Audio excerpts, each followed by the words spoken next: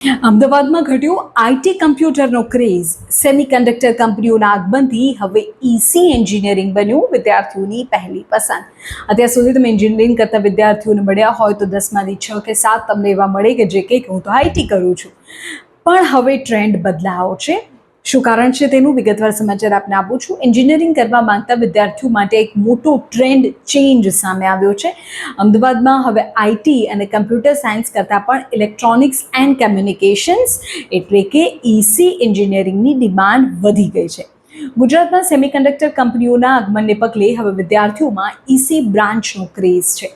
આ બદલાતા ટ્રેન્ડની અસર એ છે કે અમદાવાદની 2 સરકારી અને 7 સેલ્ફ ફાઇનાન્સ કોલેજમાં ઈસીની તમામ બેઠકો ભરાઈ ગઈ છે. એટલે કે ઇલેક્ટ્રોનિક્સ એન્ડ કમ્યુનિકેશન્સ એન્જિનિયરિંગની તમામ બેઠકો ભરાઈ ગઈ છે. છેલ્લા 2-3 વર્ષમાં દેશમાં 5G ટેકનોલોજી, આર્ટિફિશિયલ ઇન્ટેલિજન્સ એટલે કે એઆઈ અને સેમિકન્ડક્ટર ક્ષેત્રે ક્રાંતિ આવી છે. તેના કારણે આ સેક્ટરમાં જોબ માર્કેટ મજબૂત બન્યું છે અને એટલે જ હવે વિદ્યાર્થીઓ ઈસી તરફ વળે છે.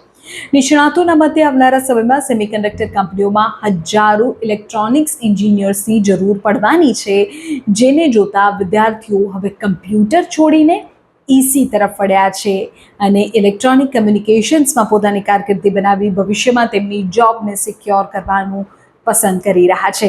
અમદાવાદમાં આ ટ્રેન્ડ બદલાયો છે. તમારી આસપાસમાં એન્જિનિયરિંગના જો વિદ્યાર્થી હોય તો તેઓ શું કરી રહ્યા છે અને શું વિચારી રહ્યા છે, કમેન્ટ કરીને કહેજો.